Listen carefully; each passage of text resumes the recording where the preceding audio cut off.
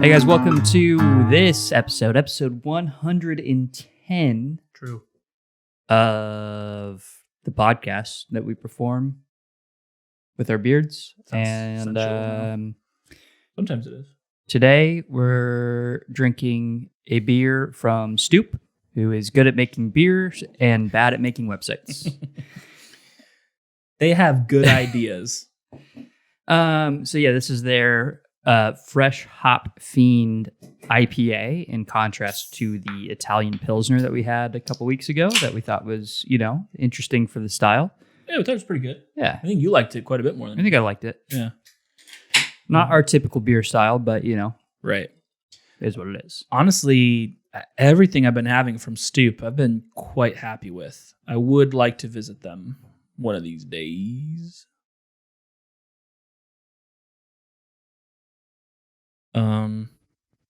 I don't know. I like this can says this label will stay the same, but the beer inside will change. Be sure to check the bottom of the rim of the can for the hop variety. And I'm stopping there because the last part is a lie. So what they're doing is a little Fremont field to ferment action where, it's the same, probably like a very similar recipe and everything, except they're going to change out some hop varietals. This is what I'm guessing because we can't find any information on it. But what I'm guessing is they're doing like a single hopped series for their Hop Fiend IPA, and this is their Mosaic version of that. Yeah. Yeah.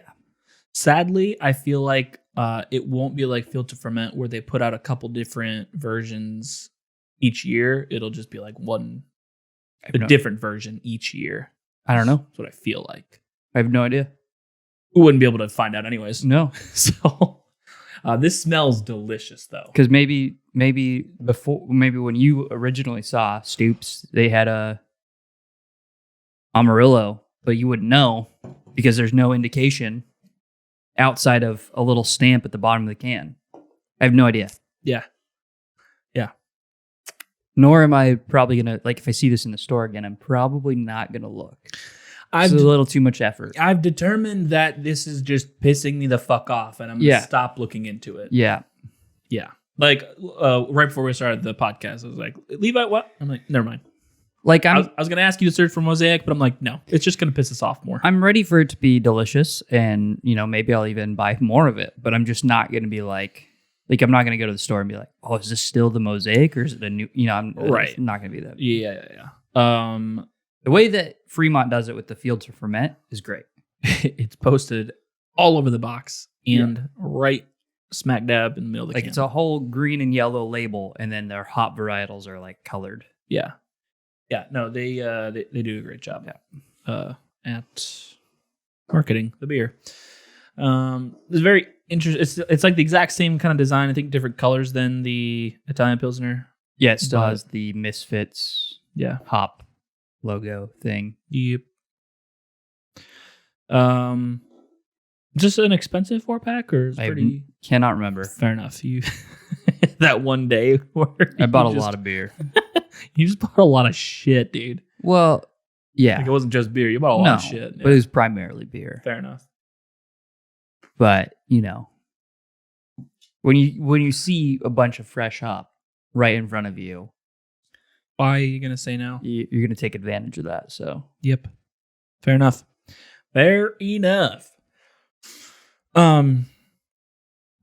Even based off the smell, this is a lot more juicy than I thought it would be. Yeah, see, you and I had different reactions. Okay. I expected it to be juicy. I was going to say this is a lot more mellow. It's not like really hot. Like the hops are definitely the forefront and carry the flavor, but it's not like a hoppy beer. You know what I mean? Yeah, no, I wasn't thinking hoppy beer either. Like I don't know, but like it is definitely juicy. Yeah, it's pretty juicy. I think I was just thinking just like a more mellow beer in general, like not super flavorful is what I was expecting. I should probably know better. Like we were just saying, I haven't really had anything bad from Stoup yet. Yeah. I've been really enjoying their stuff. So, what do you think so far? You like it, or you're like, I don't know. Yeah. Don't know. I will say, you, in my opinion, are always pleasantly surprised by Mosaic focused beers. True. You don't give it, you don't rank Mosaic very high, but whenever you have like a solid Mosaic beer, you usually like, oh yeah, this is pretty good. Right. Yeah, no, I'm happy with this. I think it's really good. I think it's sad how cold it is during harvest season because I just You're not in the mood for something this light and refreshing. yeah, maybe not right now. I don't know. Maybe if I was like a little warmer, like I don't know. Maybe after I've been drinking a little bit, then I'll like pop one of these open and be like, they're so good. But like right now, super duper sober. I just came from the outside where it's a bit chilly. I do like this, but it's just like not what I would choose. When it's like a Saturday afternoon, Yeah. things are pretty mellow right now. We're not popping off with energy today. No. Like a normal Thursday. Yeah. Gosh. Which I should change that. I need to wake up a little bit. I had some coffee. I told you I bought a new grinder. Yes. And I think so. I think it was just like a passing comment. I was like, oh, I bought a new grinder. But I've used it a few times now, and I'm pretty happy with it. Did you go French press? Nope. Pour over. So my brother's like jizzing all over Lupo right now. Okay. And so I guess Lupo works with this Streamer, Yeah. by the way. Yes. Because I know who you're talking about, but Right. I think it's King's Coffee in New York. yeah. Sounds right. Yeah, so he works with them and has a couple blends of coffee. And so my brother bought one and he's kind of asking me, he's like, oh, what should we do this? Like, blah, blah, blah. And I was like, well, you could French press it, but I'm like, if you're going like to get like good, nice beans like that, like we might as well get a grinder, get like a pour over system going and like actually make it good. And so he bought, it's not the Hyro brand, whatever, but basically the V60. Mm-hmm. So, and then I bought a grinder on Prime Day. I think it was originally like $80 or $90 and I bought it for like $50. Killer. Yeah. And it's like the conical burr. So I'm like, cool. There you go. Yeah. But yeah, works pretty good. Happy with it. Next thing on the list is a kettle that doesn't suck asshole because I am pouring it out of my pot with a little bit of a lip to it. So it's not great. Don't you have a like camping kettle or something that you could use? Yeah, I guess could use that. Yeah. It's like real dirty, and I'm like, fair enough. I don't really want to like clean this. I'll just keep using it for camping. So, but could do. Yeah, I have my like stovetop one that I also take for camping, and then I have like my nice one. Right. Yeah. And that thing is amazing. Yeah, right. That's that all black one, right? Yeah, it's the Stag. Pretty sick. Variable temperature one. Mm-hmm. That thing's just beautiful. Yeah, that's another thing. It's like, do I just bite the bullet and buy a nice variable temp one, or just get like a cheap one that has a gooseneck? Yeah. So it just depends. They both work, but it's just nice to be able to like, especially because I was making Chemex a lot. Right. Well, and then you got your bloop bloop bloop. I don't know. Siphon. Yes, I have my siphon too. Yeah. But that you don't need a kettle for. But fair enough. But I do have that. I'm just furthering the point that like you're just really getting into your coffee game. Yes, I was, and then so I was making a lot of Chemex, and that thing was nice to just like fill up. But, put it on there, my temperature settings that I like, and then it just does it. Yeah, absolutely. Don't have to do any work. Yeah, it was pretty nice. It was pretty rad. But yeah, so mine was ghetto setup right now, at least with the water. But hey, man, it works. It works for now. So the kettle thing is just like the least important thing in my mind. So it's like it's pure like convenience at that point, really. So, but yeah, got some. I also got some Bluebeard beans, and it's pretty tasty. Enjoyed that. You guys are truly getting into the Pacific Northwest. I could say that I'm getting back into it. When we were in California, it was like we were really seeking the good coffee for a while there. And then I moved back home and there's Starbucks. And so it's like, well, all right, I guess I'll get my sugar and milk. Here we are. Yeah, my burnt beans, sugar and milk, enjoyable. So now that we're out here, have access to great coffee, it's like, I'll hop back in that game. It's pretty tasty.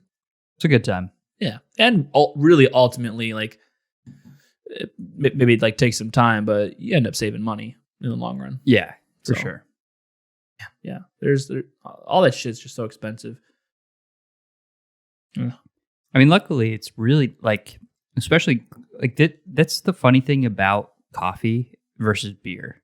Non-craft beer is very cheap and craft beer tends to be more expensive. Yeah. It's the opposite in the coffee world for some reason. Like you go to Starbucks and it's easy to have like a $7 drink. Yeah. And then I can go to Bluebeard and get like a $4.50 like proper cappuccino. Yeah, it's really fucking good. Yeah, absolutely. Yeah, that is super weird. And it's like, I mean, it makes sense to an extent because you're paying for the convenience of it. And I mean, Bluebeard doesn't have a drive-through. You know what I mean? Yeah, and like in the ingredients, right? Like, I mean, yes, the coffee that they have is more expensive, but like Starbucks, here, people are putting all the like crap in it. That's true. Yeah, they're putting like a lot of different shit in there. Where at Bluebeard, it's like, here is your espresso with steamed milk. Really, the price is in like the good coffee and then the experience of having a good barista make your coffee. Yeah, and I don't know if it's the same way anymore, but at least, and maybe it wasn't Bluebeard, maybe it was OCR, something. But like one of the coffee places, like when my mom was starting to get into it, before she like knew she actually really liked coffee, like took her to a good coffee place and she asked for like a caramel macchiato or something, and they're like, we don't have caramel. Yeah. And also our macchiatos aren't 20 ounces. Yes. They're little guys. Yeah. So, yeah. That's what it blows my mind. Anytime I see like someone's like, oh, macchiato, I'm like, you mean a gigantic latte? Yeah. Because that's not a macchiato at all. I really don't know where they got off calling it that from the start. There's a scene in a movie that I don't know the movie. I watched it, I believe, when I was in California. And this girl is applying to a coffee shop and they're asking her about like her experience. And she's like, no, I didn't work I think she did say, she's like, because they were talking about like actual coffee drinks. And she's like, I used to work in one of those places where every drink turns into a latte. And I was like, yep. That's so true though. Oh man. Oh gosh. And I talked about, was that last week? I talked about that fucking piece of shit place that I went to that literally just microwaved my milk. Oh yeah. I don't know if it was last week, but yeah. God. I almost just walked out of there. Didn't even like, after I purchased it, just like didn't even buy it. I gave it one sip. I was like, I'll try it. Maybe it's at least tolerable. No, I literally fucking dumped it out. It was dog shit. I just don't understand. It's not hard to make an okay drink. No. You just got to try like a little bit. But I made a latte today. Yeah? How's that? It was probably more like a cappuccino, but okay. Yeah. How was it? It was okay. Sorry. Why is that? Oh, I haven't steamed milk in like a billion years, and my espresso machine is a little particular about like positioning and everything. The steam, in my opinion, just doesn't come out strong enough. Oh, that sucks. So like you have to like kind of help it a little bit. And I just haven't done it in a billion years. Fair enough. Yeah. There probably is a way to do it with how it's set up, but like I don't know what that way is. So yeah, I did learn it at some point, but just gotta fuck around with it again. Yeah. I was cleaning up because all my shit on my like counter and stove is like has this like little bit of a layer of stick to it. from like all steaks and burgers and shit that I've made, and I haven't like wiped everything down in a little while, and it's fucking gross. It's absolutely disgusting. But You're right. It sounds disgusting. It is disgusting. It's absolutely gross. But I don't like. It's like my espresso machine. Like I haven't used my espresso machine in so long, so it's like I don't even think to like I don't touch it. So I don't even think to like fuck around with it. And so I was like, oh, now that we got like good shit and like I got a good grinder, like I can actually get the ground fine enough to where it'll be good for espresso. And so I was like, I'm gonna do like a deep clean of like, so that's why I was like, oh, I'm gonna have a cup of coffee and then I'll be over. And it was like 2 hours later, I needed to like do a deep scrub clean. it down. Yeah. I'm like, I need to do this right now. This is fucking gross. So, but it's really annoying. It's an absolute piece of shit espresso machine. It was like the $20, $30, $40. I don't remember what it was. It's really cheap, like espresso machine at Walmart or something, the Mr. Coffee thing. And so I went to, I don't know what it's called, but you know, like where you hook up the portafilter, there's like this, like almost like a metal filter up top. Mm-hmm. I was trying to like take all that. Shower head. Okay. Yeah. I was trying to take that off and like give it a good scrub down. And so, excuse me, I took off the screws around this plastic part that fits over it.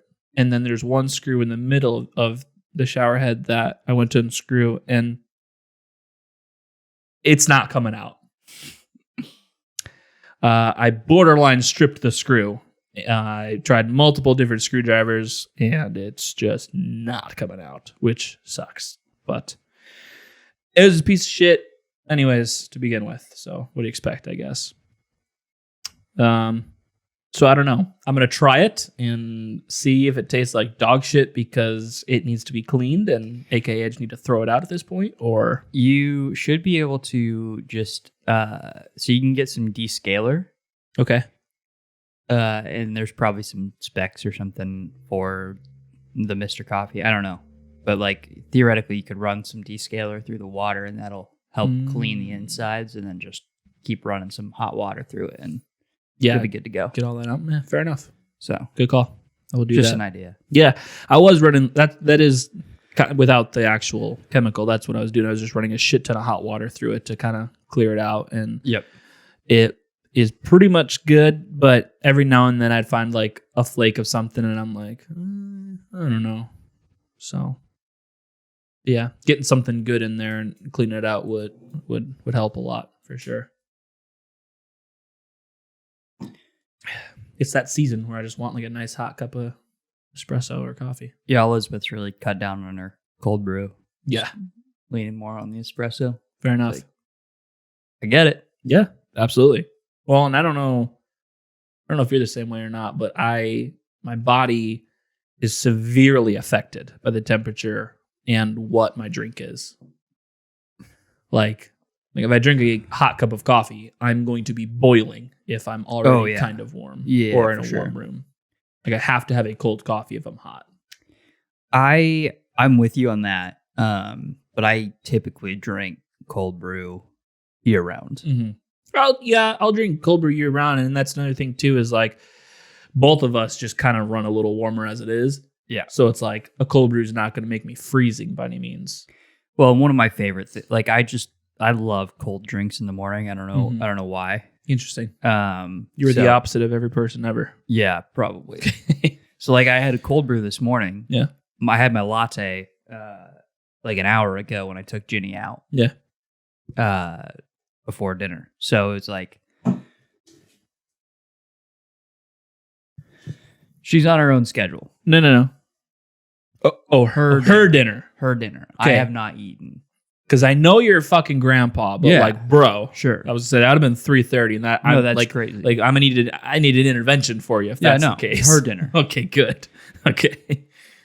Yeah, she's on a very particular schedule, so fair enough. Yeah. That's like a latte or cappuccino, like out in this weather, taking the dog on a walk. That's a good time. Oh yeah, that's nice. But like my mornings, like my ideal mornings are always like my huge thing of seltzer and cold brew, watching like my random YouTube videos or whatever, podcasts, all that stuff. Like that's how I like want to start my morning. That's fair enough. Yeah. I need to, I haven't been very I haven't been disciplining myself enough to do it, but I've been telling myself, oh, I should wake up like more than 2 minutes before I start and like have a morning, because I'm Chill with out you a little bit. Yeah, I thoroughly enjoy like having a cup of coffee, watching like a podcast or like a video or something just to kind of get the day going and then jumping into it. Definitely feel better and honestly just more energized after like taking a second before I jump into shit. And it just hasn't happened. So one of these days, maybe. I'm a huge believer though in, I don't always do this, but I'm a big believer in it, drinking water when you get up. Yeah, I've heard about that, and actually, I did do that for a little bit. One of these, this one girl I followed who's like super into fitness. That's her thing. She's like, first thing I get up, I drink like 20 ounces of water, and like that's the first thing I put in my body. Like I don't eat anything or I don't drink anything else until that water's gone, and then I'll go into whatever. And I was like, well, that's interesting. And so I started doing that for a while, and I was like, I do feel really good doing this, honestly, and fell out of that just for whatever. I was doing it for a while. I mean, this is probably like a couple of years ago that I was doing this. And so I was doing it for a while and just kind of fell out of it, but I should start doing that again. And I think about it every now and then. I was like, I'll wake up and I'll be on the computer like 5-10 minutes into the day, and I'll be like, I should just get like a glass of water and just down that sucker. And it's weird how good that feels. I mean, it makes sense. Like, like you're hydrating your body. It makes really sense. Makes sense. You just went 8 to 9 hours. You just went 6 to 8 hours of not having anything. Yeah, like, exactly. You could use some water. Yeah, and before that 6 or 8 hours, you probably had a beer, exactly, a whiskey, exactly. So dehydrated you even more. Exactly. So, yep. 100%. It feels good. I'm liking. I'm getting more in the mood for this beer. I'm liking it a little bit more now. Glad. Yeah, me too. Because upon first trying it, I'm like, this is definitely something that I would love, but for some reason, I'm just not feeling it. What beer would you be filling? Filling My glass because I'm feeling it. That's a good question. Honestly, like we just talked about before the podcast, where I'm like, I would love to pick up some more of that Enjoy By. Like, it is just the perfect texture. It just warms your soul. So you're wanting something a little thicker. A little bit, yeah. This is pretty, light. Like if I had like a smooth. Yeah, if I had like a Fist City from Revolution, I'd be like, which is probably, I wouldn't say one of my favorite beers, but I do really enjoy that beer. Yeah. I would be like, nah, I'm not feeling this. This is not what I want right now, as much as I love that beer. So. My espresso is really throwing me off,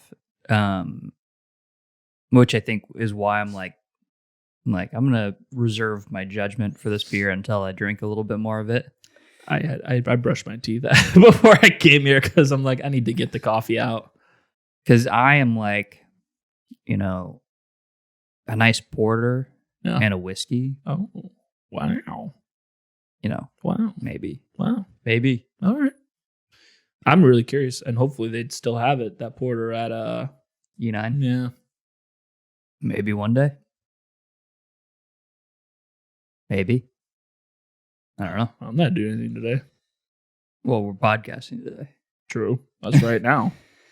I really want to make a autumn spritz. All right. Jump into that a little bit for me. So you've had my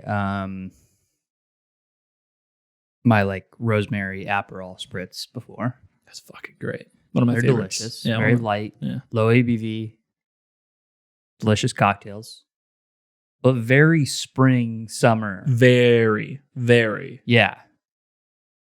Like very because summer it's like vibes. Citrusy, bright, floral. It's nice. Yeah. The rosemary does add a little, something to it, but it's really an accent flavor rather than like this is a rosemary drink. Yeah, it's not dominating at all. So I want to create something on the same like wavelength as like the low ABV, kind of just like easy to drink kind of thing. Mhm. But I want it to be more autumn focused. The hard part is pairing that with like cold drinks. Like, because typically you would be like a toddy would be like your spritz version for the fall winter months. Yeah. Well, we didn't try super hard to fit the autumn theme necessarily, but when we made that mule, that Mhm. blackberry mule, that is like, it's got some of those vibes there. I think that still kind of had more of a like summer night vibe to it than it did like fall particularly. Which fits better for September, whenever that was. For sure. Yeah. September, and just Renee's preferred flavor profile anyways. Sure. So, but I'm with you, because that is like what you're saying is something that I was seeking, but like when we made, I was like, no, this is great. And she's going to love this. Yeah. So like this is perfect. But I'm with you. Like I would love to have like a light fall drink. Yeah, I just, it hasn't hit my brain yet, but I'm like, the flavors that I'm just tossing around in my brain are like making a cinnamon based or cinnamon style simple syrup. Oh, okay. Thinking like maybe like You were throwing me off there for a bit. apricots, cranberry, maybe maple syrup, Yes. Ooh. cognac. Hear me out. I'll hear you out. You fuck around with that cinnamon simple syrup. Fuck around with some maple syrup and incorporating this brown sugar into this drink somehow. It's a possibility. We have my brown sugar cocktails that I haven't been able to make because I haven't had brown sugar. That's another thing available. too, is like I actually haven't had brown sugar in a Yeah. while, so like I kind of need a refresher myself on like what that beer is even like. I literally look for it at the store every day. What that is Lagunitas, and they actually they have a beer finder, and it's really well done. Yeah, you've used it, so Yeah. I just don't put in that effort. I just say I'm at the beer aisle and I scan through all the beers, and I do look specifically for brown sugar. Yeah, that's fair. But yeah, I don't know what direction I want to take it. I really need because like Aperol, this is the issue I'm having. Okay. Aperol just tastes like springtime to me. I mean, really, Aperol tastes like every year to me, every day to me. Fair enough. Yeah, But- I love Aperol. But like, if I'm being honest, it just feels like more of a springtime summer flavor profile with like the citrus and floral notes, herbaceous notes to it. So I don't know. I need some other bittering type liqueur, aperitivo. And it can't, like, as much as like cognac sounds good, it's just too high of ABV. Yeah, I get that. That's fair.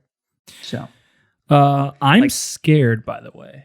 okay, I'm scared. it might never exist again. Yeah. That's part of the reason why I never looked it up. So on their beer finder, under their unlimited, it's like, yeah, okay, these are the guys that you've got like year round for the most part. Limited, it's not there. One hitters, the Born Yesterday's there, but still no brown sugar. That is terrifying. I absolutely fucking love that beer. But yeah, they might not fucking make it anymore. I don't know.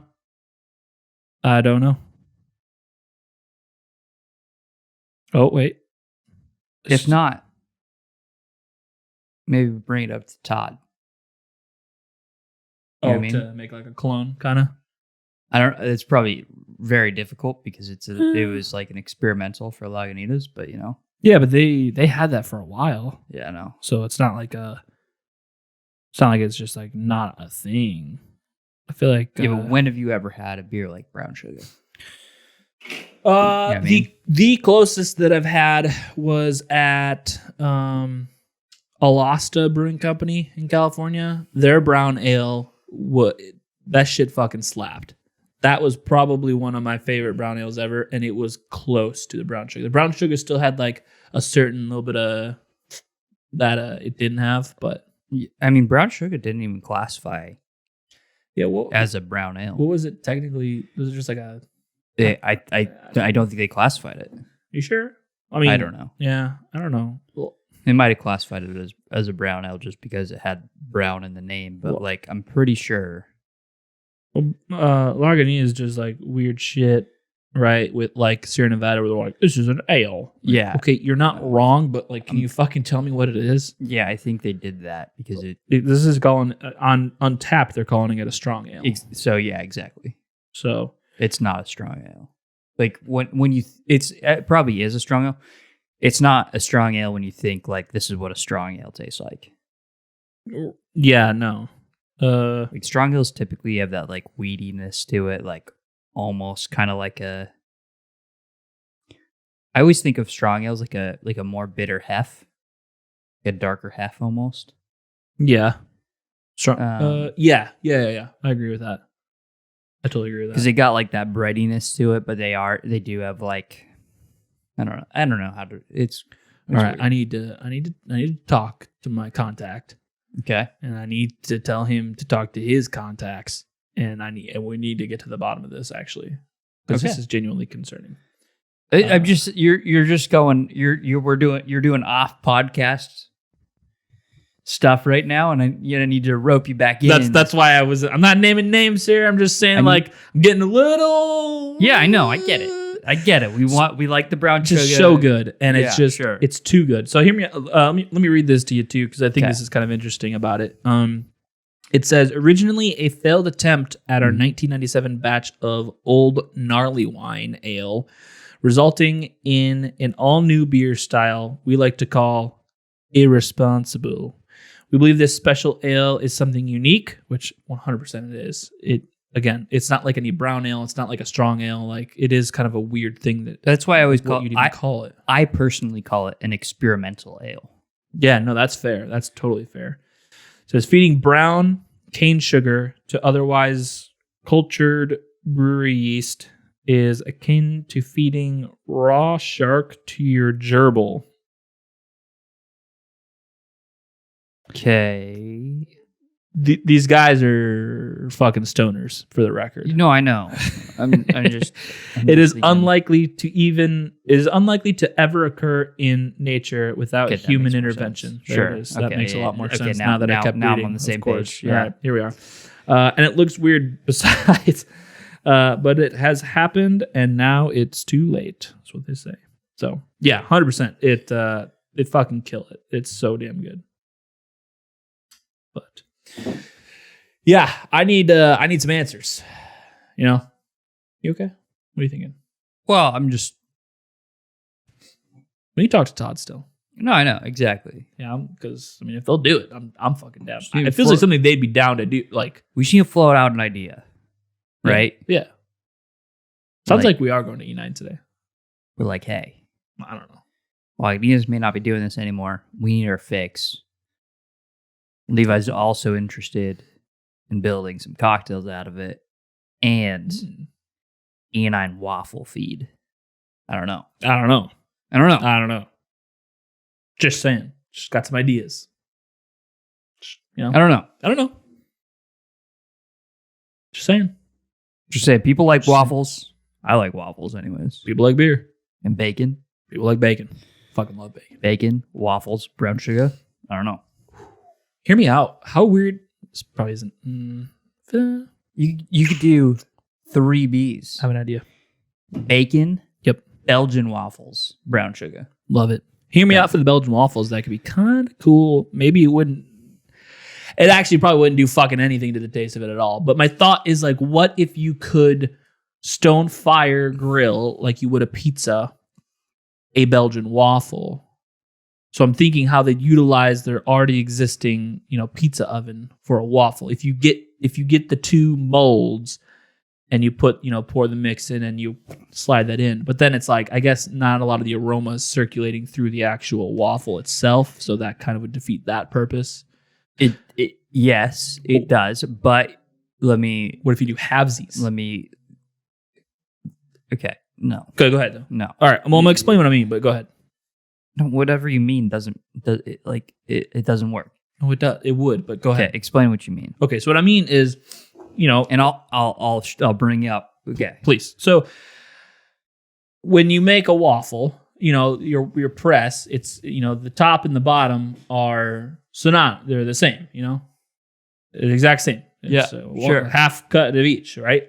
So what if you just poured it in to the one, and then you put that in the oven? So it would be flat on one side, but then waffle shaped on the other side.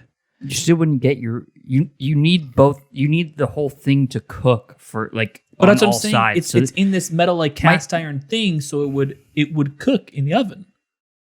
This is what you want. Yeah, that's what I was thinking.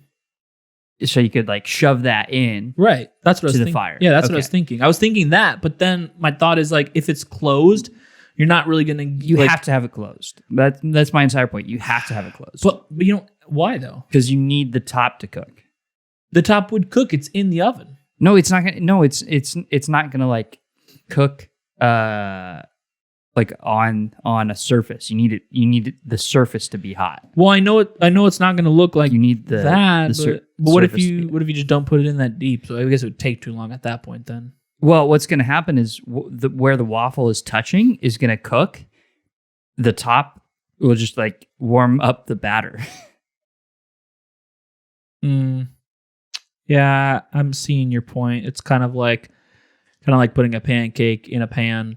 The top doesn't cook at all. Yeah, I'm seeing it now. Yes, it does warm up, but it doesn't cook. Yeah. So that is what I was originally thinking, but then I thought, what's the point of putting it in the stone fire grill at that point? You could definitely, but it's cool. Yeah, it is cool. Yeah.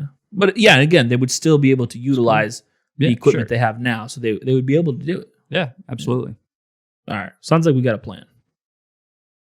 We're coming for you, E9. You gotta fucking. We have an idea. We have an idea. For sure. I think it's a great idea, personally. I don't know. I mean, who doesn't like waffles? I don't know. I don't know. Even you. There are probably people out there. Fucking freaks. Fucking serial killers. I don't want them. Listen, yes, even me. But I will say I do draw the line. You don't put fruit on waffles. I get it, but... Sometimes. No. I'm just kidding. Almost. I'm not kidding. But I am kidding that you don't. I don't. Because that sounds disgusting to me. That's fair. I get it. Just not my flavor profile. To me, I'm if you're going to do that, and people probably do this, go all out. Do strawberries, do whipped cream, do sweetened condensed milk. Fuck it. Just chocolate. I don't know. I have that's what I'll do is if I'm adding strawberries, I have to have whipped cream. If I'm not, then I'm just doing normal waffles and syrup. Not canned whipped cream. Fuck that shit. I get it. No. I know, but you remember when we had this conversation with Elizabeth? She literally prefers the canned shit, and I was like, Elizabeth, I'm with you. I like it, but it's not better. It's just not. It's just you can't say it's just not better. It's not better. It's not even the same. No. It's not even on par. No. Just the cool whip. Cool whip is just better. Absolutely, it is. Oh. It's just I mean, sorry that we want real whipped cream. Yeah. I don't know.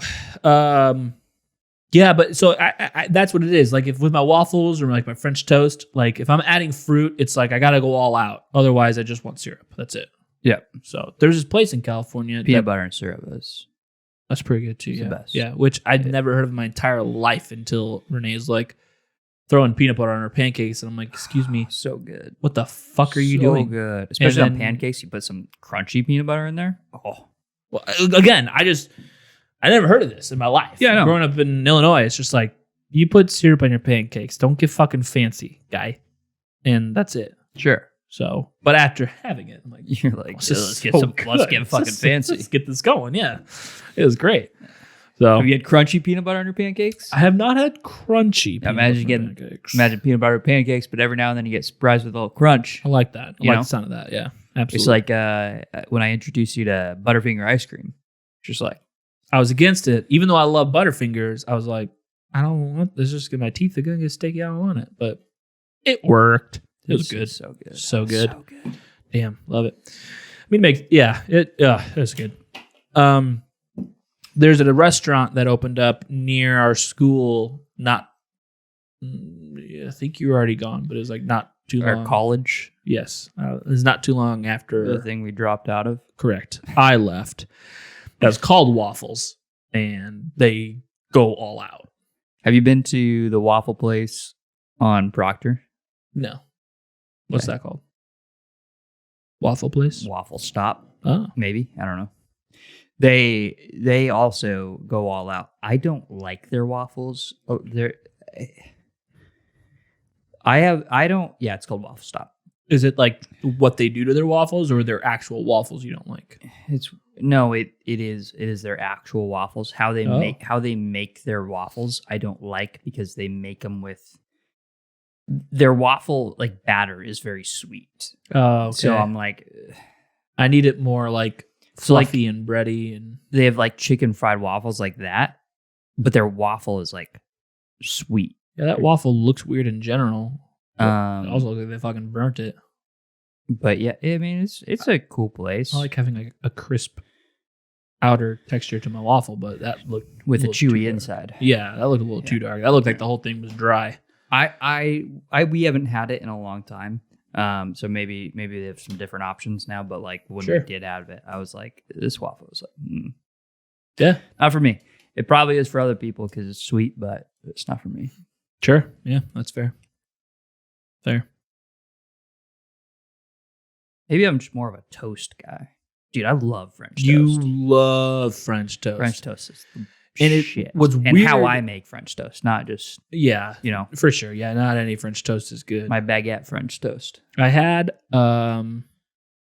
there's this place close in to my home in Illinois that they had what they called super deep fried French toast. I'm interested. Fucking sex, bro. It was so perfect. It was amazing. Absolutely amazing. I'm imagining it being like a French toast, but turned into a cream puff. I'm having a hard time picturing cream puff. You don't know what a cream puff is? What? I mean, maybe I do, but I just can't picture it. What? I just can't picture it. What? I don't know what to tell you. I'm trying. I'm just It's hard. What? Not finding what I want. Not finding what I want. so it's like this. I mean, there's no cream, but Well, there.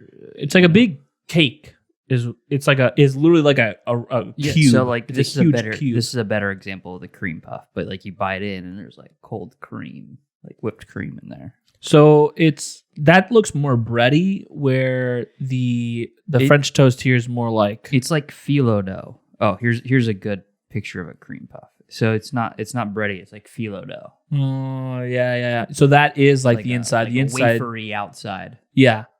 You know what I mean? Yeah, but it doesn't. It's not a wafery outside. It's No, more of like. Let me see. I'm not telling you what yours is. I'm just saying that's what you when imagined, when right. you're like deep fried French toast. I'm like something like kind of like that. I don't know. Yeah. I feel it. Let's see here. Trying to see if someone might have taken. I might just have to show you after the podcast here, All right. or try and find it. Because it was. Yeah, I'll try and find it. But oh my God, so good. Contrary to what you would want, but they would put strawberries with this like strawberry compote and whipped cream all over it. And they'd never put enough whipped cream. So I would always tell them to put a butt ton on.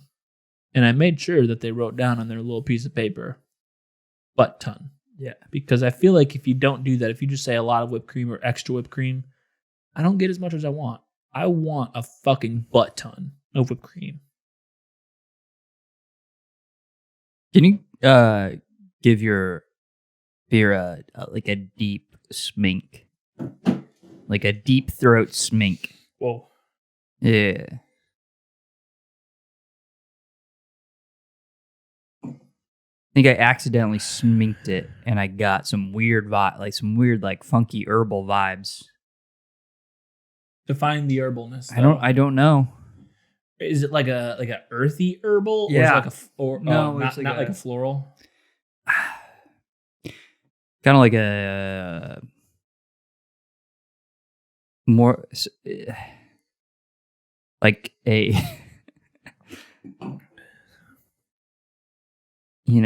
smoking that good stuff, kind of floral but earthy kind of vibes there. Nah, sorry. Fair enough. I don't know if it'll happen again. It might have just been a weird fluke where it was just like, yeah, hit the tongue in a weird way. Yeah, it happens. I don't know. Yeah, personally, didn't get that, but I'm having some weird shit happen in my brain right now with some of the fresh hop beers, so it doesn't surprise me. I keep associating the field to ferment with soap, but it's random. It's weird, dude. You did that. What beer was that recently? One of the fresh hops you did that with too. I know. I don't know. I'm just having a time right now, and I don't know what it is. I don't know either. Maybe I got the Rona. They Could say be. You lose like some of your like sense of smell and taste. And yeah, stuff, my parents both who have had it, they couldn't taste like anything. I can taste shit. I just feel like I'm tasting shit that's not really there. So sounds like you got a superpower. Maybe. I don't know. Or a super disability. I don't know.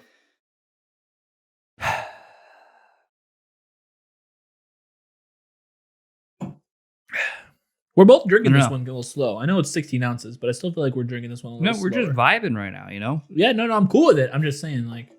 Sure.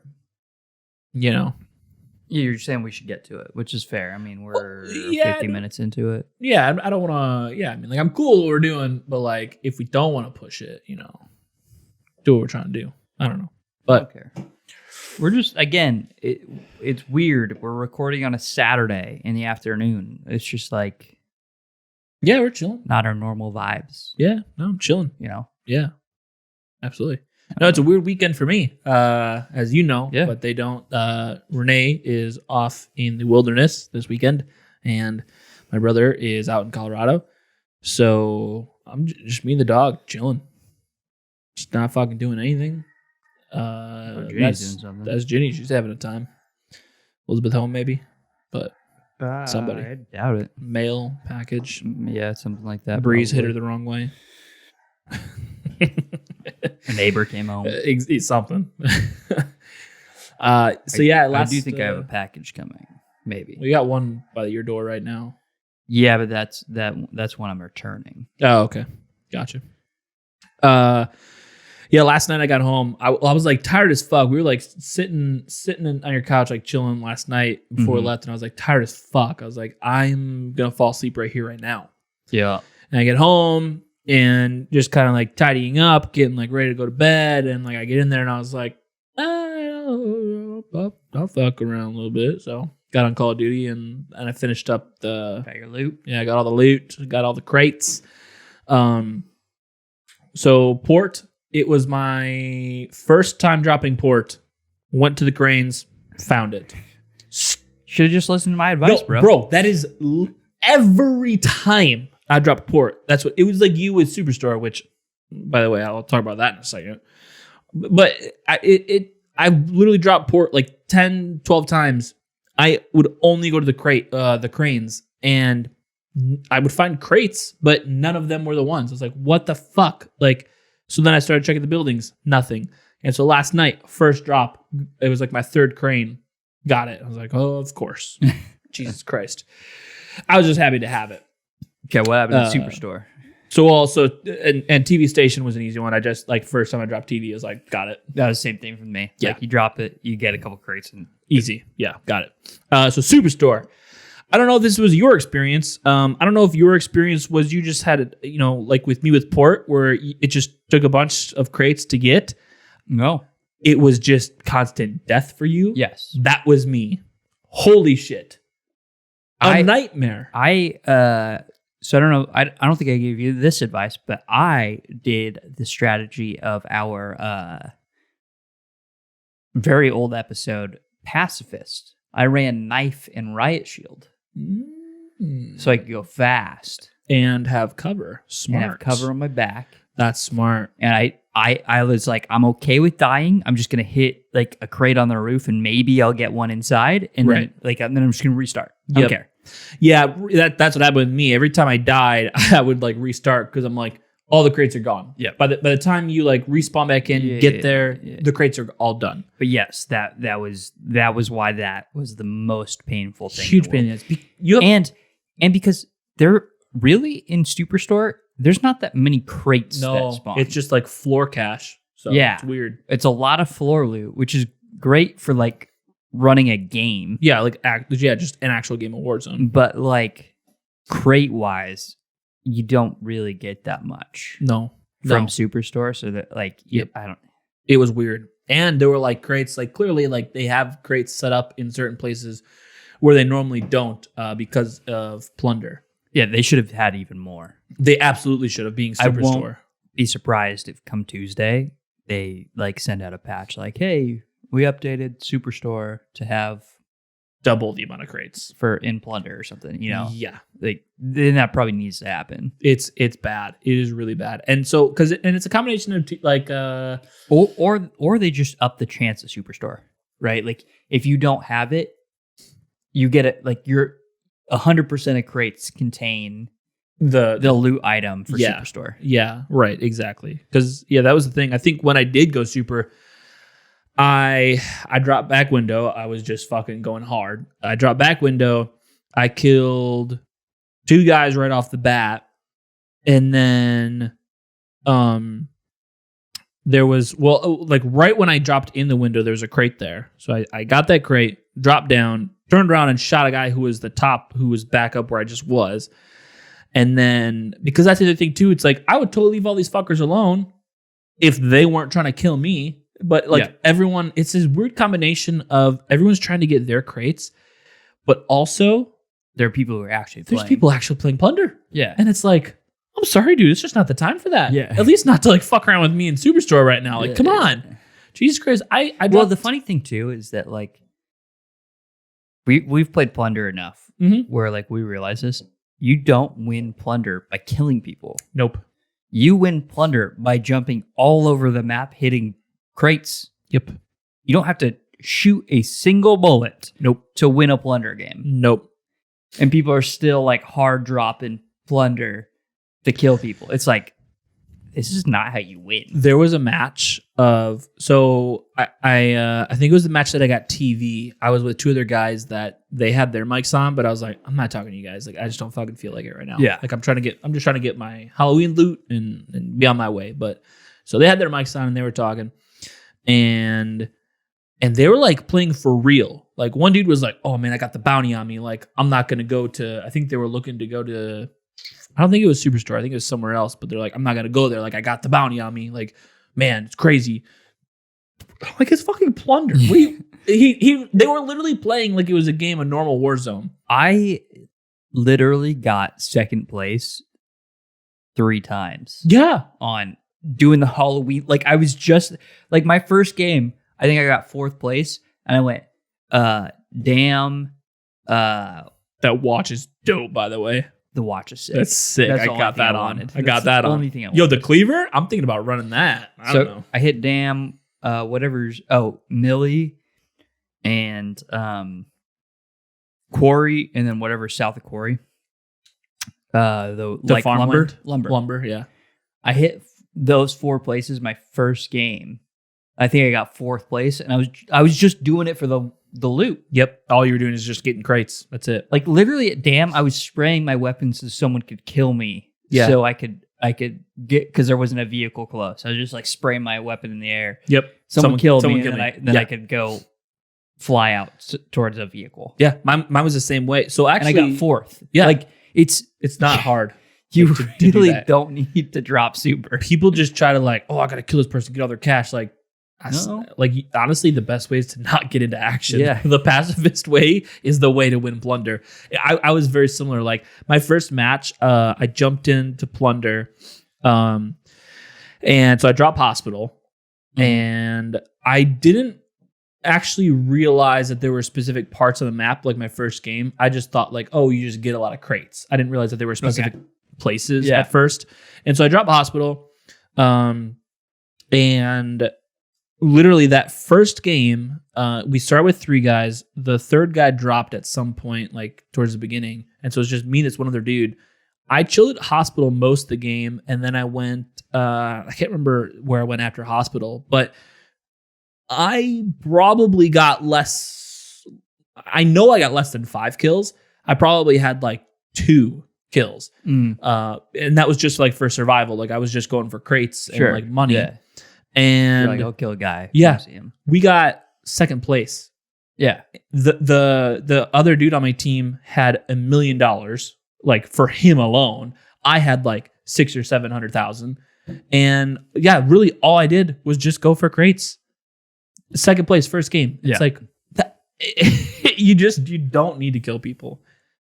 It's insane. So that, that one match that those guys were playing for real, like they were playing like a real game of Warzone, but here we are in fucking Halloween Plunder. Fucking stupid as fuck. Everyone's here for the loot, bro. Honestly, it was so fucking weird. So I tagged. So what I started doing is I was tagging Superstore, and this guy's like, he literally was like, "No, man, we can't go Superstore. It's gonna be hot there." Oh man, yeah, we can't do that. It's gonna be hot. He's like, "Let's go here." And he's talking to the other guy. He's like, "Yeah, let's go there." And then he's like, "Oh, maybe he's just trying to get the crate." No, fuck. Why else would I play Plunder? Plunder's go play zombie mode. Go play zombie mode. Like Plunder is just not like a super fun thing to do. After you've done it a few times, it's not really all that fun. Yeah, I agree. And so I mean, I like Plunder, but like I had, because of the mechanics, where like you're just incentivized just to go run around and loot to win. Yeah. It's like when we see people like sitting in bushes in Warzone. Yeah.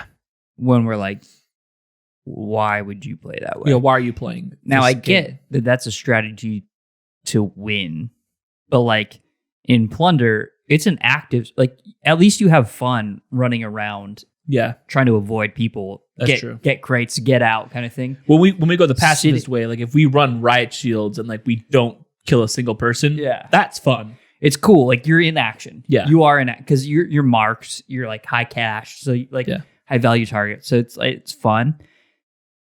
But it does feel a lot like you're incentivized to play like people sitting in a bush, and you're like, like I don't need to kill people. Yeah, it's just not, the goal isn't gunfights here. The goal is cash. Absolutely. So it's like, if when you killed someone, they dropped all of their cash, because you don't really drop a lot of your cash when you die. Well, and then you have the bank system where you can just like put cash into a balloon. Which right now they have there's a billion of them. Ton of balloons in crates. Yeah. They're I went in one of the... I kept putting my money in balloons when I was looting, just so I wasn't a high value target. Yeah, 100%. Well, so there was a building I would have 30, that was 30K on me, which is nothing, and I would put it in a balloon. Yeah, like, no, same, because I got one, and I'm going to find another one soon. You know the green building right by hospital? Yeah. It was like that size of building. There were 4 balloons in that building alone. Yeah, that building alone. It blew my mind. It was so stupid. But so the one game that I went super that these guys were playing for real, I had only 2 kills. I had about 645 $645 million. The other two guys that are 645,000, but yeah. That'd be a lot. Yeah, I'm an idiot. 645,000. 645,000. Can you imagine? I literally said 645 and I was like, wait, what?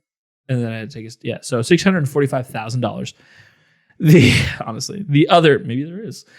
other two guys, both of them had less than $300,000 each. Sounds and right. I'm not even fucking playing. I mean, they're playing Plunder seriously, so yeah.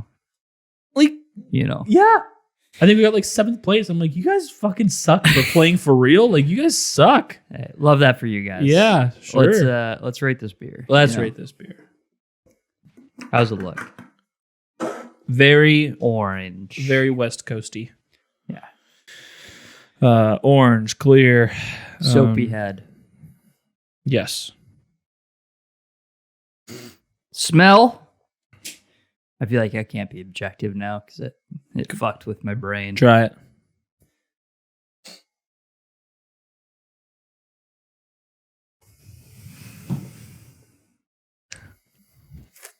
Orange, citrus. Shit. You're right there. Earthy. Yep. The color blue. I'm going to not write that one down. Yeah, but keep going. But smell it and see.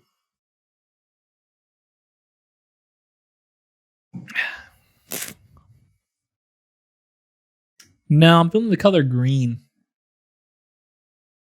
Sure, it wasn't more of like a turquoise. Maybe just put turquoise. I'll put turquoise. Yeah, I'm okay with that. Okay. I was gonna say I do see green too. Yeah. Well, I'll go with turquoise. But like a dark turquoise, like a jewelry turquoise. You know what I mean? Like not like a sea foam bullshit. No. Not like a 2013 Pantone. Nah. I'm just calling out a random year. I don't actually know what 2013. What's the color I'm thinking of? Emerald. By the way, that's a beautiful picture. Is that your what year is Emerald? 2013. There it is. Jesus Christ. I'm gonna write that because just because of how accurate you were.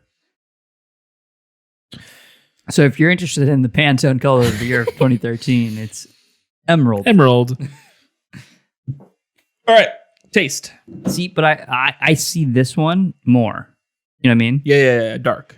Yeah, there's a dark one, and it's not the Emerald. It's 2466 CP. If you're interested, that is the color that I'm seeing. I'll add more colors. 2466 CP. Hello. Okay, taste. See, Nick is just going along with this because he knows I'm a fucking nerd about colors. Like, this is normal for him. Yeah, well, you know what I mean? Like, you've gotten used to it. Yeah. So yes, I think it's a combination of that you actually appreciate colors like I do, and you're used to me being like a fucking weirdo on knowing random color facts. There it is. Yeah, that time you nailed it. So, because although I'm still not like I'm not as big of a nerd as you are, but I will say there was a while where what's the name of the categorization of like the number and letter format? Like hex values of colors? The what? Like hex values? Yes. So I used to know some hex values of some colors just because like I would fuck around in Photoshop for like church shit all the time. Yeah. And so, so you have a color palette and so I was like aware of that and I appreciate it a lot. But like you said, like I'm not like your nerd status when it comes to that. Like you literally called it the fucking year of it. Although that is insanely impressive, doesn't necessarily surprise me. All right, taste. Juicy. 1000% juicy. I agree. Okay. Orange. Or should I just say citrus? No, orange citrus is good. Okay. There is definitely more to that. Okay. You didn't need to reinforce me there, Car. Unnecessary. I had it. Unnecessary. I'm going to say something that I don't necessarily agree with, but I feel like it has the spiciness of pineapple juice. And I use spiciness as in the colloquial sense. Like pineapple has like a particular sharpness, like an acidity, that I think is in this beer personally. Right. 100% right. Like, I'm not like, oh, this beer tastes like a pineapple, but it does have like this like acidity that pineapple has in that citrus kind of taste. Yeah, absolutely. No, I 100% agree with you on that. Because that, like, when I first tried this beer, I was like, wow, it's really juicy. I'm like, is it tropical? I'm like, well, not really. I wouldn't call it tropical. And Yeah. I was like, pineapple? I was like, well, the actual flavor itself isn't super More orange. pineapple. It's definitely more orange, but you're right where it's like orange itself, like if it's just like super orange, it has this like tangerine sugar feel to it. But this has an orange flavor with a pineapple sharp taste / feel to it. It's interesting. And I like it. I'm down. We're totally like sounding like total beer nerds, like jizzing over like the nuances of a beer, but like it's what I taste. That's what it is, bud. Sorry. You know what? I'm gonna call this out. Mid beer rating. You make fun of IPA tasters because of the nuanced flavors that they call out. You're an asshole. We're not the assholes for calling out flavors that we taste. We don't think we're professionals. No, you think we're doing it because we think, oh, we know IPAs. No, it's not the point. The point is, well, more of a common man trying to relate it to other people, saying, hey, here's some flavors that we as common folk are getting. Like, I want you to know what this beer tastes like. To us. To me. Yeah. To us. So if it sounds interesting to you, you will buy said beer. Literally free advertisement. Support the brewery, so they can make more good beer that we will enjoy. That's all this podcast Like, really is. It's free advertisement. We're not beer scientists. Like, it's not like this. How many times we say this has this amount of, like, no. I can tell this hop has 3 electrons. I don't know. No. When we talk about the nuances of what we taste, it's very much casual, very much. You could disagree with us. Great, love that for you. This is what even Nick and I agree and disagree on parts. Like, we're not like this expert scientists. It's just like what we taste. Yeah, no, right. I think take it or leave it. Yeah, I think we try to come to an agreement of what we taste, and we'll actually write that down. Sometimes you'll say things, and I'm like, no. Doesn't mean you don't taste that. Yeah, I'm just saying I don't agree. Sure. So, like, when we're putting in our when we're there are absolutely things we've left off that each other have said that we just disagree with. Exactly, right. Doesn't mean we don't taste them. It's just like we're going for an average taste here, so we can tell you this is probably, unbiased, like what this beer tastes like. Allegedly. Like, yeah, most likely what it tastes like. I think for the both of us, probably starting off with coffee and then moving to beer and like looking at both. Honestly, this is for us. Fuck you guys. That's how it started. That's what I'm saying. Yeah, that's how it started. The list literally started for you for like, oh, let me like write down my experience so I can remember what beers I like and don't like. Yeah, I'm drinking too much beer. I'm forgetting what I like and dislike. Yeah. So being accurate to us is actually kind of important, especially because we've now like drank beer again. Hundreds. Well, I mean, like we've had like year after year, like we have evidence of years past beers that like recipes have probably changed. Yeah. And that we're not 100% sure have changed, but we're like 98% sure have changed. Yeah. Like there are beers that were like, this is nothing like the notes that we wrote down. And there's no way that Or my my flavor memory. profile has changed like that much. Like, yeah, there's some like weird shit that we have. I can't. And it's interesting seeing how our tastes have evolved. Like, like I've rated this a 4, and this is easily like a 2.5. Like, it's fine. Yeah. I was really feeling this beer then. Refining the scale has helped a lot with that. No, that's helped too. But you know what I mean? Like the point is that like I've seen a lot of it pop up again, like, oh, IPA lovers are beer snobs. And I'm like, fuck off. It's not about snobbery. Like, I'm sure some people are, sure.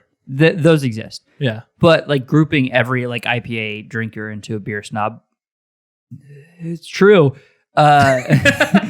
But purposefully, it like the reason why we break it down to like some of the nuances, like the pineapple thing that we're talking about, like it is purposeful because to me, it's a aspect of the beer that is important. Like, it's important enough that my brain picks up on it, so it's important that I should write it down for my list. It's like you know, as I was trying to like break it down too, it's like it's not this like sugary sweet tangerine orange. Like, it's more of like this sharp pineapple feel of an orange flavor. Like, when I think tropical, I usually think pina colada, and pina coladas are not sharp. They're like vanilla, they're coconut, very creamy, and this isn't it. No. This is very more of like a sharp pineapple. Yeah. But again, it doesn't have that pineapple flavor. And again, yeah, it's really just for us to try to decipher, you know, here and there. So it's like, when we write this down, it's like, you know, when we come back to it, you know, if we were to come back to it, it's not like, oh, like I'm really feeling a pina colada beer right now. It's like, I can without a doubt come back to these and say, it's not this beer. Yeah. You know, if that's what I want, it's not this beer. Or the opposite, right? It's like, oh, I remember that one being kind of pineapple-y. Go back to the notes. It's like, oh no, it didn't necessarily have a pineapple flavor. 100%.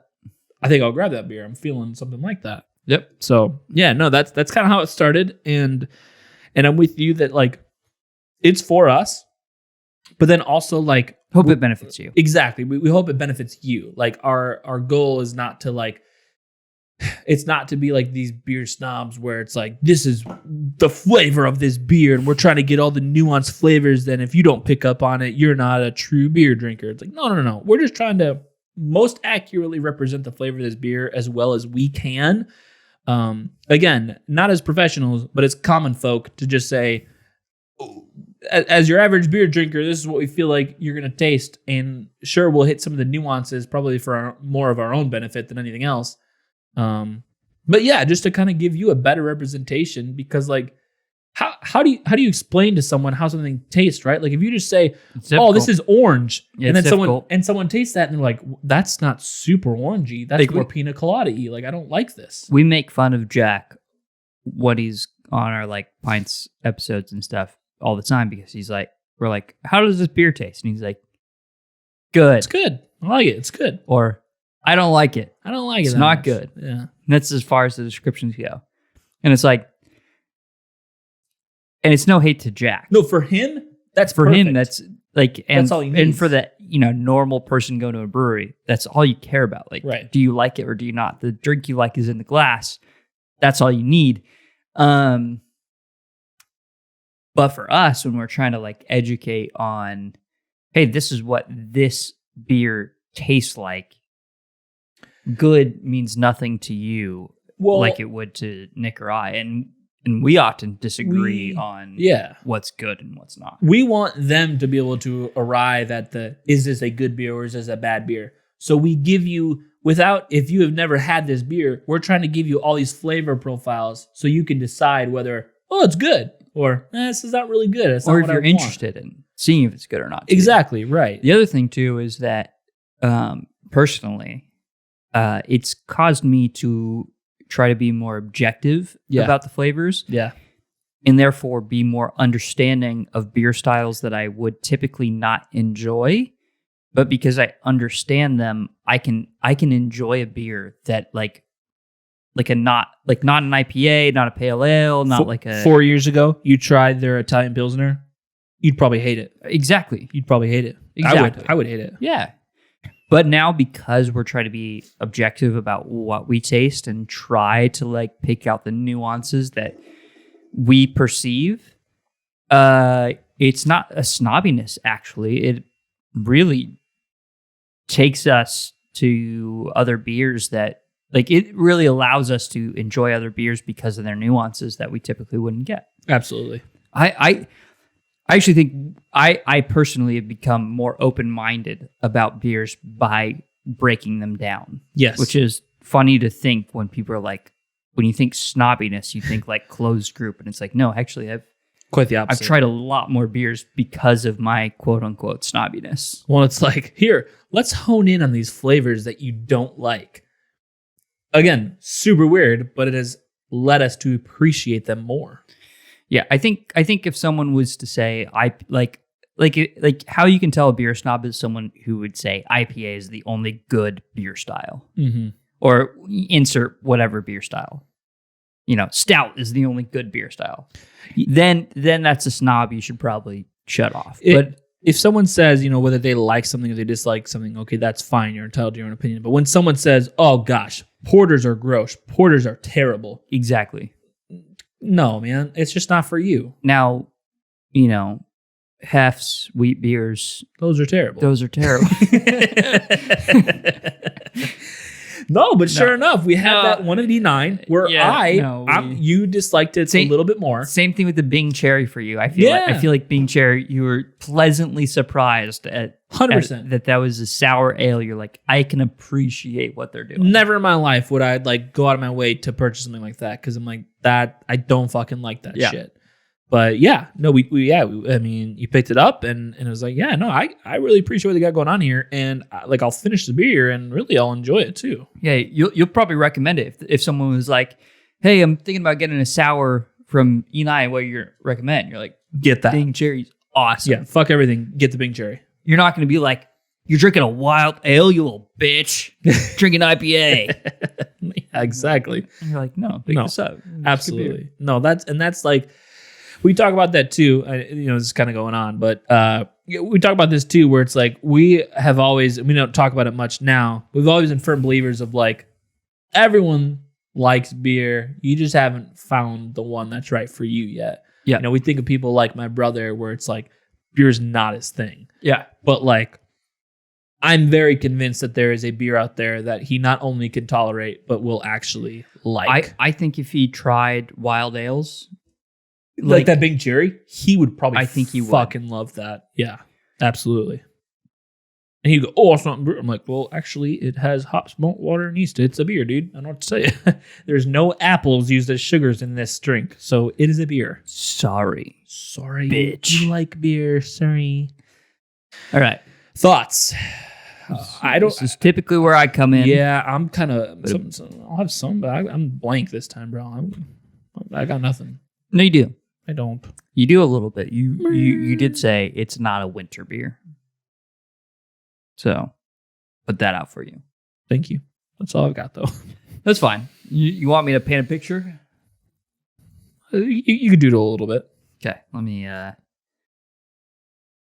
Get in the mindset, take a nice smink. Go ahead and critique while I understand that. Yeah, I understand. So, go ahead and take a smink. And then even after that, I want you to go ahead and like chill for a sec and then take a drink.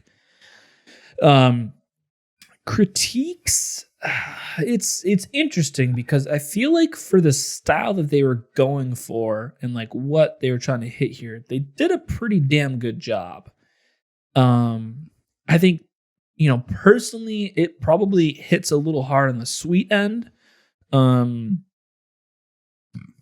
But at the same time, like they kind of make up for it with this like sharp citrusy flavor too. So I don't know. I think maybe just like a little more bitterness, a little more hoppy, like flavor going on to it. I think that would boost it up for me. I'm not listening to you. And I feel like you're looking at me and I'm not listening to you. I'm really spacing out as I'm looking. Okay, perfect. You're good. Yeah. Perfect. Yeah, do your thing. In fact, I need you to take like another smink, another drink. Okay. It's, I don't know. Again, I think overall they did pretty good, and I think we'll probably end up rating this relatively high. For what they got going on here and for a fresh hot beer, I think they did a pretty solid job. Maybe tone down the sweetness a little bit. And maybe if you don't do that, maybe just pipe up the bitterness a little bit. They've got it listed as a 66. As we've... Don't even get me started. It's arbitrary as fuck. But yeah, I think overall they did a pretty damn good job. So, thoughts? Can I paint you my picture? By all means. I'm gonna need you to close your eyes, grab your beer glass for this. I know It's gonna be difficult. I know. But I need you to confirm before you write it down. You know what I mean? Yeah. I'll confirm and I'll summarize. I got pee out. I'll tell you that. All right. Same. All right, I'm ready. I'm in position. You are back in college. Stop. You have a roommate. Yes. And you have an assignment to do. It's not the biggest assignment. You're chilled. You got to read some pages. You got to write some notes down. You know, an average week to prove that you read said reading material. But you got to get it done. Mm-hmm. Your roommate, he's playing, Valorant. He's just, really like, talking about lanes, and you're interested in it. You like want to watch, but you're like, I gotta get it. I gotta go. I gotta get this reading done. Fucking hate that. Yeah. So you head to this brewery, yeah. And it's they got cement floors, the high top tables, the walnut, warm lighting, kind of moody vibes, and you're off on your own. High top table. It's a little short. Like you wish you had a little bit more room to like read and have notes down. Like maybe you have like a laptop there. It doesn't quite fit on the table, but it'll get the job done. And then your beer tender comes by and drops this beer off, and you take a drink. And you're just trying to vibe out and like really kind of relax, get into the reading mood, just like kind of chill out, like stressful week, got a lot of school, got to get this work done.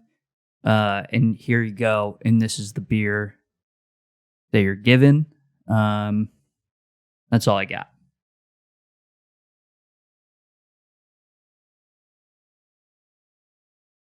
Does the geographical location matter? No. Maybe it does to you, but that's for you to decide.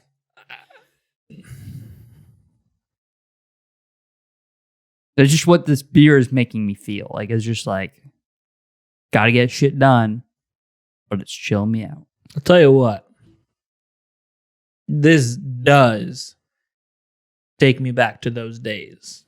Now hear me out. Also, I wish I wasn't a little fucking cunt. And I wish I wouldn't have gone to all these goddamn fucking coffee shops and done my homework there. I wish I would have done that route. But I didn't. Because I was stupid. It was a weird time where, like, no one, like, I was fine with drinking beer. And even John was like, he would go sometimes. Yeah. But it's like, no one really did that. And it's kind of annoying. We had a weird college. It was kind of annoying. For sure. And so after you left, and after I kind of was done with the clique at the school, and I started becoming better friends with the people that I actually worked with. Not that I fucking did any schoolwork whatsoever, but I just would go to breweries with them and whatnot. I was a much more happier person. I was like, this is just such good breweries, such a cool scene, like hanging out with people. Like, this is where it's fucking at. This beer to me is like the the exercises where like you're like meditating and then you like flex the different muscles, like, okay, like, frown and then relax and then like tense your back up, relax. Because you breathe, like focus on relaxing different muscles. This is very much a like like a sigh beer. Just a very like chilled out, mellow Mosaic hops. You got some nice fruitiness. You got some nice acidity, some nice hops. Just a good time. Just a good vibes beer. Absolutely. That's what I'm getting. No, 100%. I'm with you there. Like, let me tell you right now, like that beautiful word painting put me in the mood for it. I mean, it's nice. It is. And like I was saying too, is like when I first started, I was like, I like this, but I'm just not in the mood. Now that I'm kind of knee deep, I'm like, yeah, it's melting you. It's giving you a nice massage. I'm feeling this. Yeah. I'm feeling this. Sure. Nice. So, anything from you on critiques? Really, all I came up with is just like a little bit less sweet. You know, that's the biggest thing. It's a little less sweet. I wish it was a little more hoppy up front. Same. Personally, yeah, up front would be nice, really, because you could have that. Because that's what I was saying is like either tone down the sweetness or you could leave it and tone up the hoppiness. So I'm with you. Like maybe up front, just add a little more of a hoppiness to it. Yep. I haven't finished thoughts, but going to rating. I'm ready. I am not. Typical Saturday. Yeah.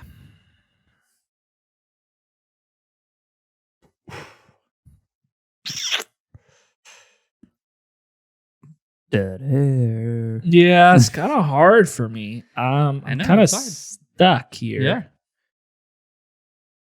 You know what it is? Okay. I'll give it to you. I'll give you mine first, so you're comfortable. How about you? Hear me out. How about you don't give me the number, but you give me everything else?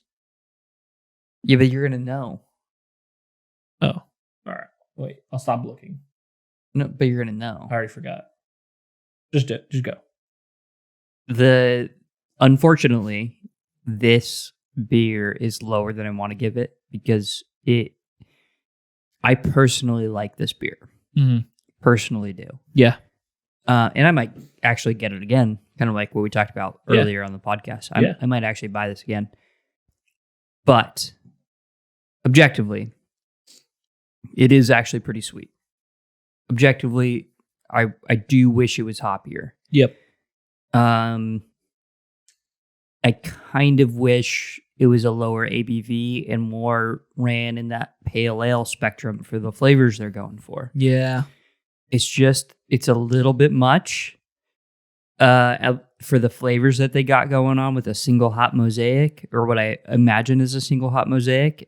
And while it's very good and juicy, and I think the fresh hopness plays well for that, I think it's just a little overboard. Like if they just cut down a little bit and it had a little less sharpness, and was more like a 5.0, 5.5% pale ale, I think the flavors would probably play better.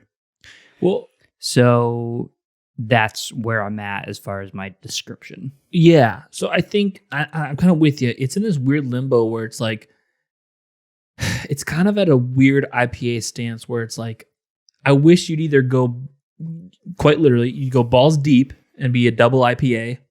They could honestly really fit it into that. We were just talking about this whole fucking time. The Enjoy by 1031. They're close.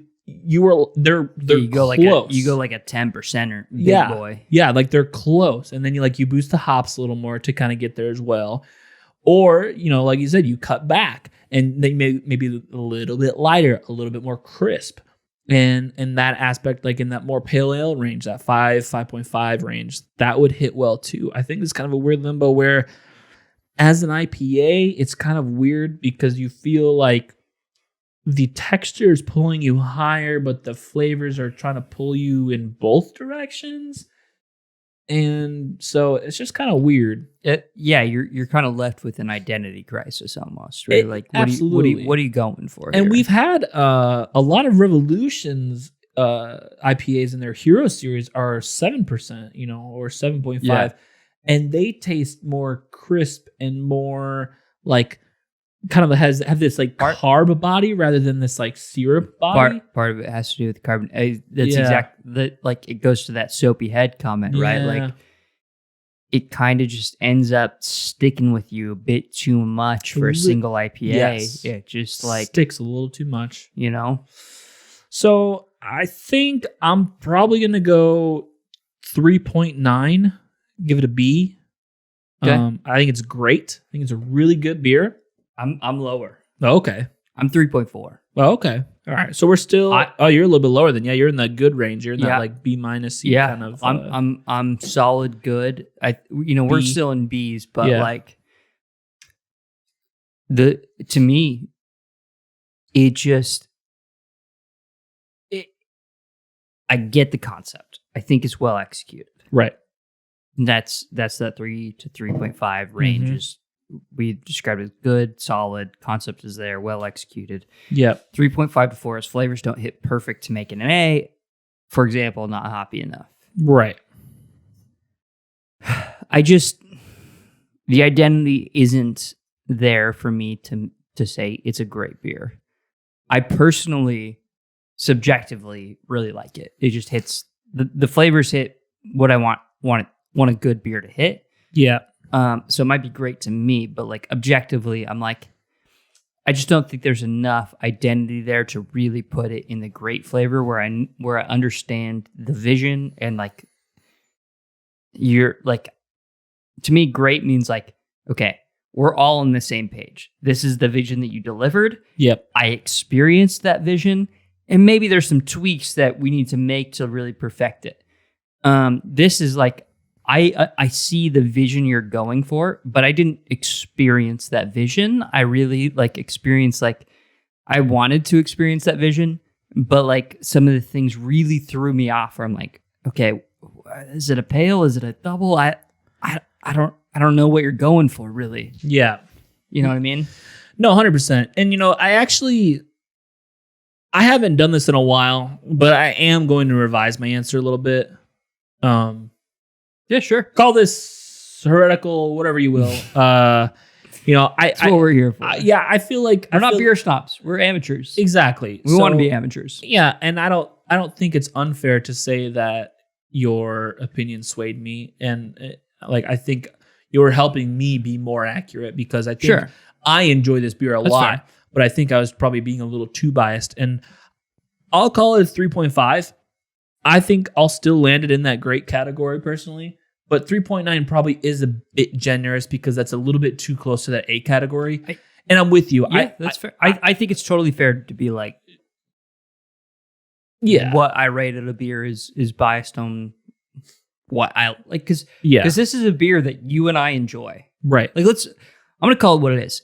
Subjectively, Nick and I probably really like this beer. Totally. And I do really like this. Like I might actually pick this up again. I'm It's really good. This. It's really good. But for the podcast, wanting to be objective and like based upon our scale, right? Yeah, absolutely. And I think like that's not a bad thing. Yeah, no, I 100% agree. And I think I did get like caught up in my own bias a little bit and whatever. Sometimes I even know that and I'll go, I don't give a fuck. I'm cool with this. Sure. But right now, like I think like hearing your thoughts on it, like I agree with you. I think some of the tweaks are a little bit more important to make this beer better than I was thinking, where like, I'm like, yeah, it's kind of shy of an A, but I'm like, no, it's in that solid B range. It really is. It really shouldn't be much higher than that. Just because of some of the tweaks, like we said, where it's like in this weird in between where it's like, go be a double or go be a pale ale. You're kind of sitting in a weird position being in an IPA with what you have going on currently. And so, again, super good beer. And like you said, we both enjoy it a lot, but definitely a little bit more significant changes than like what could be put as a 0.1 point higher to be in the A range. Probably a little bit lower than that. So we're either way, we're kind of right in that same area. We're feeling it's a B. Good beer. I'm with you. I would totally pick it up again. So, well, on that note, go check out our pint series if you want to hear more of our like very straight to the point. Except for last week's because we had a good time last pints. Oh, that's right. Yeah. Well, it still wasn't that long, right? No, it wasn't. Yeah. But like generally more straight to the point, less podcasty, less like what's going on with our lives. Yeah. Hit that like, subscribe button, all that good YouTube stuff because YouTube. It's just YouTube. Like that's really why people ask you to do it is because it helps them out and it adds no hassle to your life. If you made it this far in the video, you should probably like it, IMO. Like, I don't know why the fuck you were watching this video for this long if you disliked it. Yeah. First, that's how I feel. I was, yeah. I'll see you guys later. I can't even get up. This is a whole random stuff. Later.